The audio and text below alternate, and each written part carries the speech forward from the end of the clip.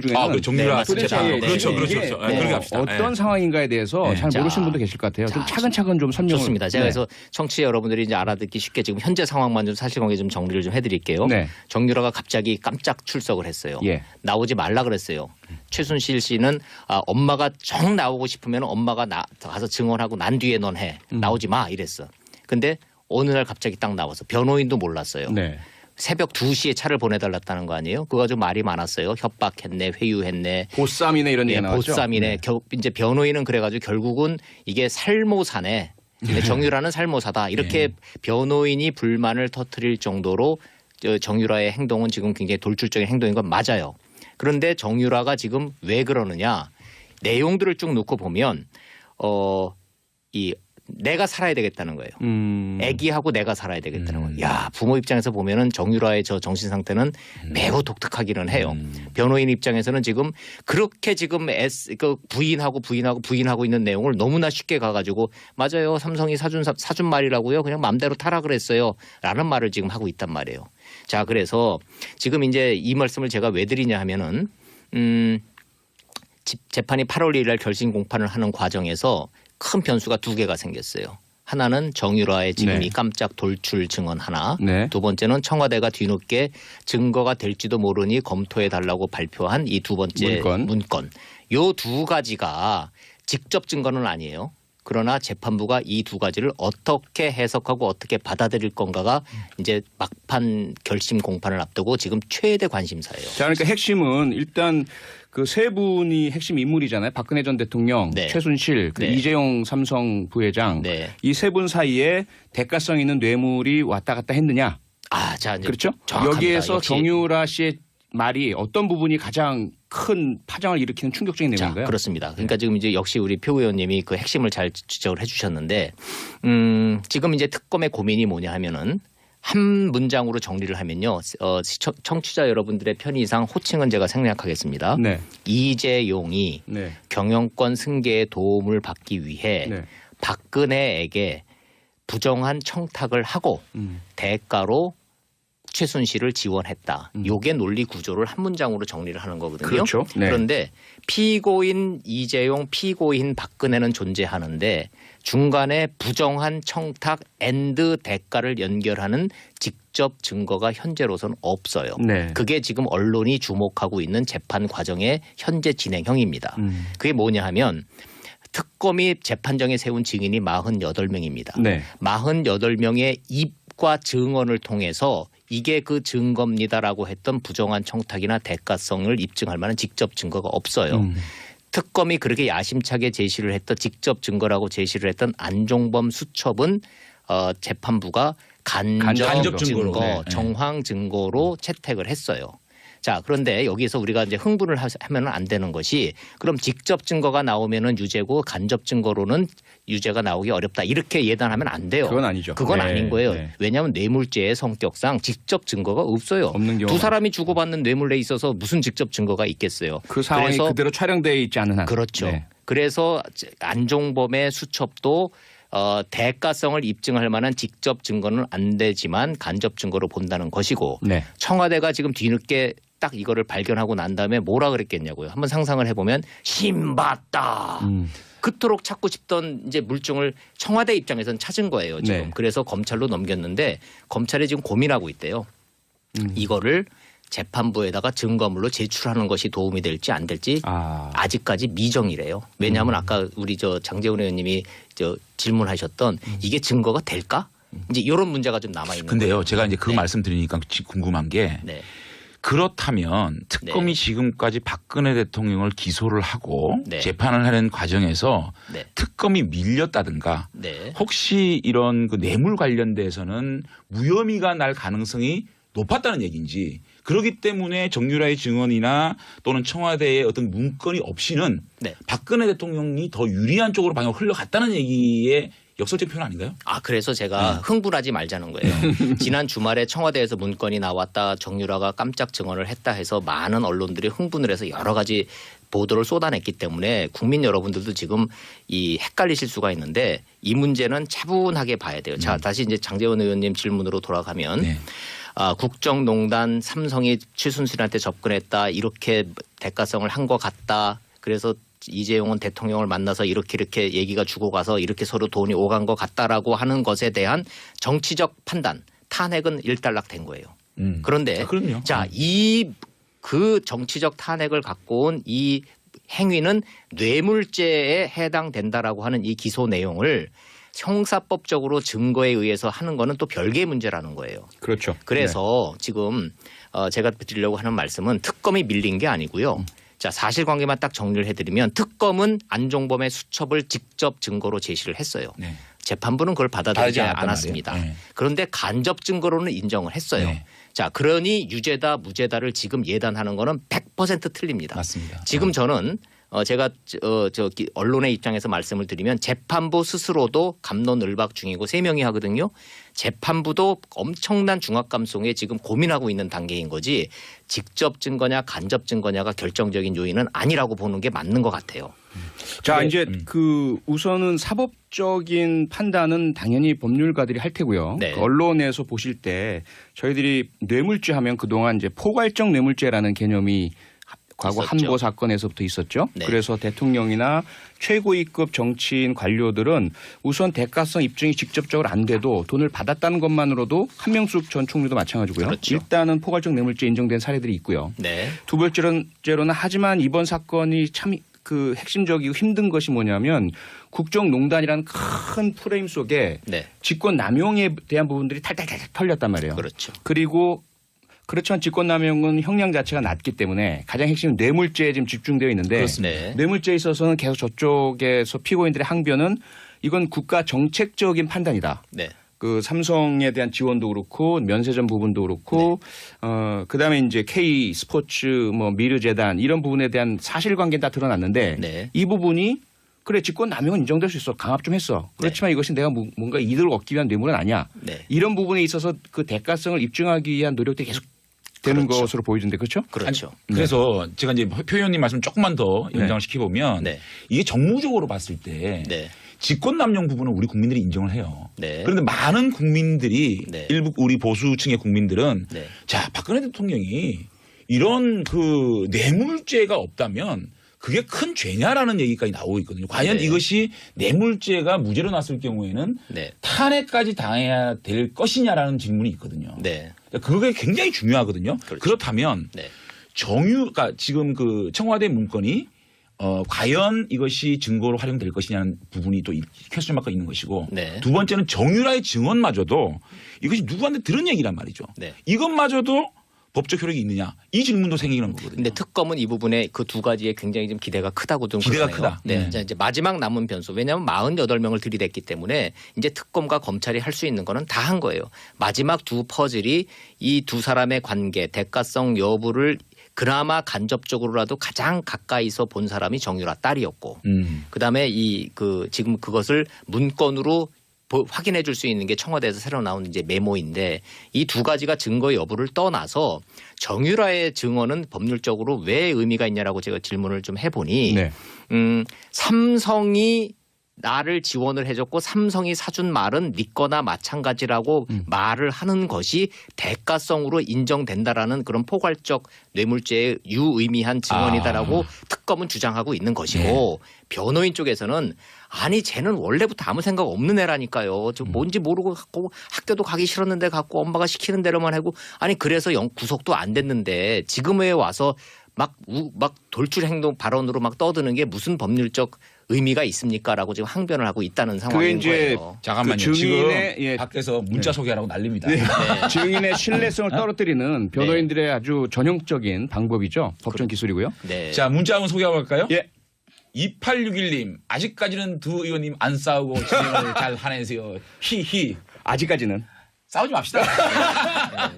네, 노력하겠습니다. 구자균님, 네. 표창원, 장재원 정치계의 태진아 성대가 너무 찰떡이네요. 킥킥킥. 네. 협치쇼 말씀대로 정의의 아이콘 두 분이서 진짜 협치 보여주시길. 예, 고맙습니다. 이 문제 워낙 지금 그 복잡하기도 하고 중요하기도 하고. 그래서 기자의 촉. 네. 우리 원일이 기자님의 내공으로 봤을 때. 네. 만약에 정유라의 증언과 그다음에 청와대의 문건이 실질적으로 증거로 쓰여지지 않았을 경우 예측을 어떻게 보십니까? 뇌물건에 대해서. 이미 이 전체적인 큰 틀에서의 이 틀은 나와 있는 거고 제가 아까 말씀드린 대로 퍼즐 2개가 맞춰지느냐 안 맞추냐만 남은 거예요. 그럼 이 퍼즐 2개가 증거로 채택되지 않는다고 재판부의 판단이 유무죄 판단이 달라질 것이냐 네. 그렇지는 않다라고 보는 게 제가 만나본 법조계와 지금 전체적인 상황입니다. 자, 문제는 뭐냐 하면 지금 흥분을 가라앉히고 사법적 판단을 우리가 차분하게 지켜봐야 되는 이런 상황에서 청와대가 지금 플레이어를 자처하고 선택을 해버렸잖아요. 청와대가 이거를 공개하고 이거를 브리핑을 통해서 함으로써 이제 정치적 그 논쟁은 불가피해졌죠. 지금 이제 국회에서 지금 여당이 지금 국회 운영위원회 열자고 지금 나왔지 않습니까? 그렇죠. 저 기자 생활 27년 하는 동안에 여당이 운영위원회 열자고 하는 거 처음 봤어요. 처음입니까? 예, 왜냐하면 여당이 이제 국회 운영위원회라는 거는 네. 청와대 그 비서실장하고 그렇죠. 수석들 불러내는 거잖아요. 그렇죠. 그 대부분 다 야당들이 하자고 그러는 거거든요. 그렇죠. 막 네. 이제 막 소리 지르면서. 근데 네. 이번에는 여당이 지금 그랬잖아요. 그 얘기는 뭐냐면 국민들이 다 안단 말이에요. 아, 이거를 더 이슈로 끌고 가고 싶어 하는 거구나. 재판 끝나기 전에 이거를 사건을 좀 키우고 싶어 하구나. 이렇게 되기 때문에 이제 정치적 논란은 좀 불가피해졌는데요. 뭐 제가 누누이 말씀드리지만 하여튼 좀 두 분처럼 차분하게 냉철하게 재판 상황을 좀 지켜봐야 되지 않을까 이렇게 생각합니다. 네. 우선 그 두 가지인데요. 정유라 럭비공처럼 어디로 튈지 모르는 네. 증인의 돌발적인 법정 출두와 진술. 네. 그다음에 이제 청와대에서 발견된 문건. 우선 이제 정유라 씨 부분을 조금 더 짚고 넘어가면 문자 논란이 있죠. 네, 문자. 예, 정유라는 보셨어요? 변호인에게 보냈다. 네. 그리고 변호인은 늦게 받았다. 네. 그 새벽 2시, 10시 이거 좀 어떻게 된 겁니까? 뭐 지금 답이 없어요. 네. 정답이 없고 이 문제에 대해서 지금 검찰도 어느 게 정답인지 모르겠다는 거예요. 그래서 지금 나오는 얘기는 네. 그렇다면 통신사의 통신장애 때문에 지금 뭔가 시차가 발생한 거 아니냐라는 말이 나올 정도로 지금 이 정답이 없는 그런 상황이에요. 그게 확인되지 않은 겁니까? 네, 확인이 잘 안 되고 있는 거죠 지금. 예. 자, 오늘 저희 표창원 장재원이 진행하는 이 정치쇼에 진짜 문자가 네. 폭주했답니다. 아이고. 이 단문이 50원이고요. 장문이 100원입니다. 네. 저희들한테 얼마 주죠? 없죠. 자, 요거 하나 소개해야 되겠습니다. 4238님. 표씨 가문의 자랑 표창원. 야, 이거 가문까지 나옵니다. 대한민국 3대 표창원. 표이뻐. 홍준표.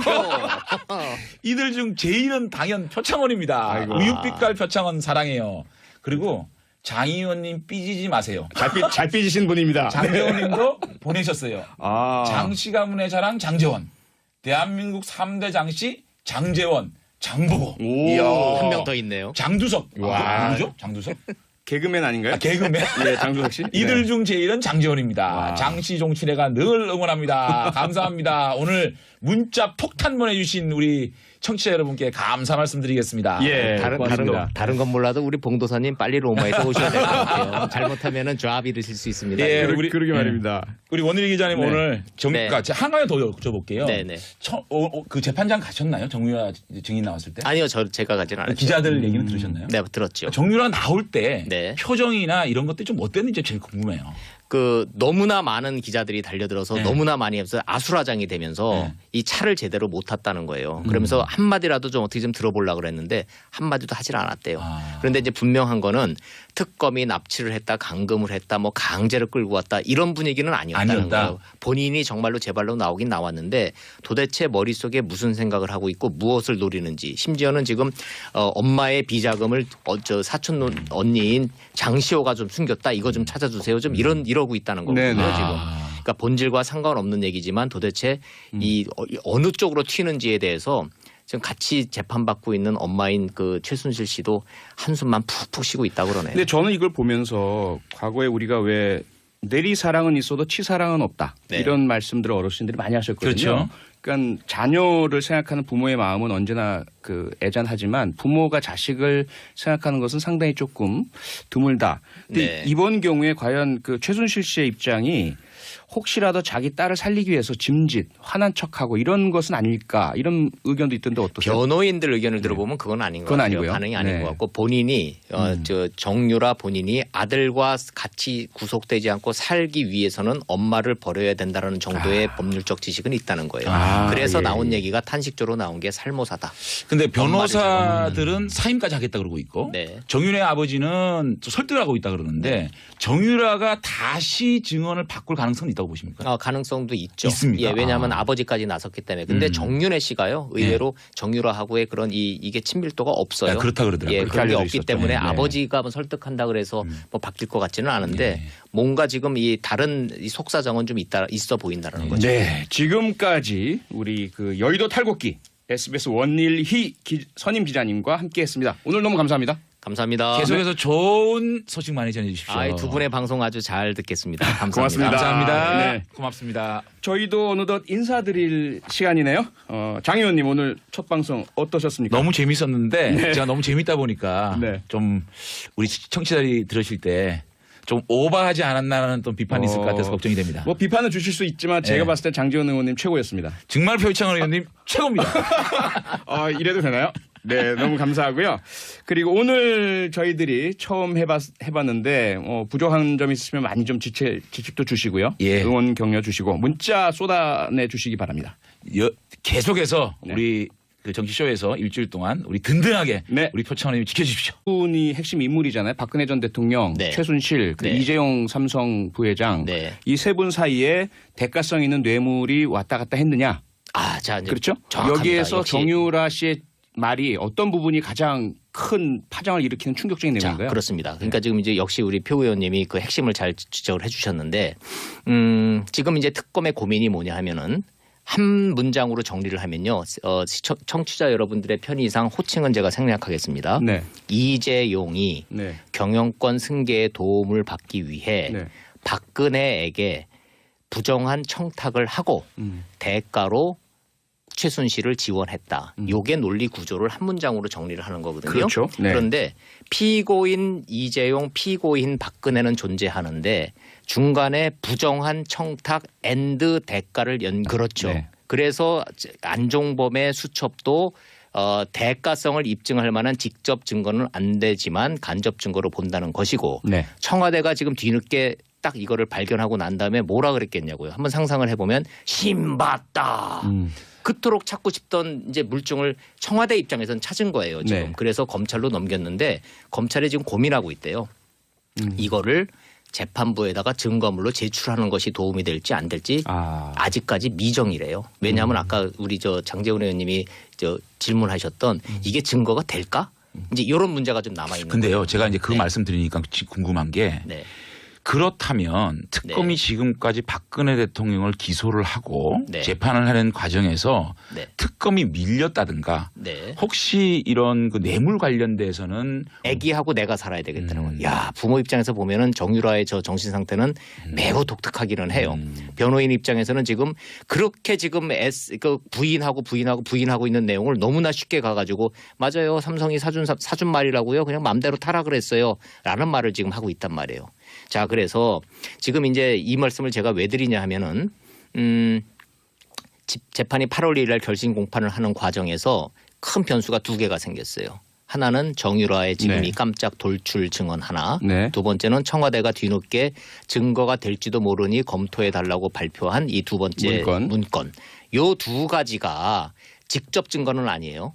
그러나 재판부가 이 두 가지를 어떻게 해석하고 어떻게 받아들일 건가가 이제 막판 결심 공판을 앞두고 지금 최대 관심사예요. 자, 그러니까 핵심은 일단 그 세 분들 중에는 정유라 맞습니다. 도대체 그렇죠. 그렇게 네. 합시다. 어떤 상황인가에 대해서 잘 모르시는 분도 계실 것 같아요. 좀 차근차근 좀 설명을. 좋습니다. 제가 그래서 청취자 여러분들이 이제 알아듣기 쉽게 지금 현재 상황만 좀 사실관계 좀 정리를 좀 해드릴게요. 네. 정유라가 갑자기 깜짝 출석을 했어요. 예. 나오지 말라 그랬어요.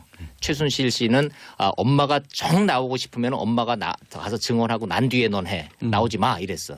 근데 어느 날 갑자기 딱 나와서 변호인도 몰랐어요. 네. 새벽 2시에 차를 보내달랐다는 거 아니에요? 그거 좀 말이 많았어요. 협박했네, 회유했네. 보쌈이네 이런 얘기 나왔죠. 보쌈이네.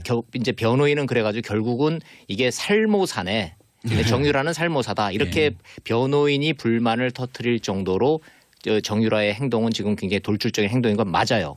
그런데 정유라가 지금 왜 그러느냐 내용들을 쭉 놓고 보면 내가 살아야 되겠다는 거예요. 연결하는 직접 증거가 현재로서는 없어요. 네. 그게 지금 언론이 주목하고 있는 재판 과정의 현재 진행형입니다. 그게 뭐냐 하면 특검이 재판정에 세운 증인이 48명입니다. 네. 48명의 입과 증언을 통해서 이게 그 증거입니다라고 했던 부정한 청탁이나 대가성을 입증할 만한 직접 증거가 없어요.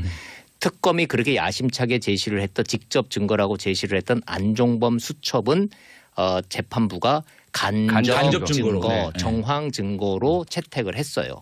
자, 그런데 여기서 우리가 이제 흥분을 하면 안 되는 것이 그럼 직접 증거가 나오면은 유죄고 간접 증거로는 유죄가 나오기 어렵다. 이렇게 예단하면 안 돼요. 그건 아니죠. 그건 네, 아닌 거예요. 네. 왜냐하면 뇌물죄의 성격상 직접 증거가 없어요. 없는 경우 두 사람이 주고받는 뇌물에 있어서 무슨 직접 증거가 있겠어요. 그 상황이 그대로 촬영되어 있지 않은 한.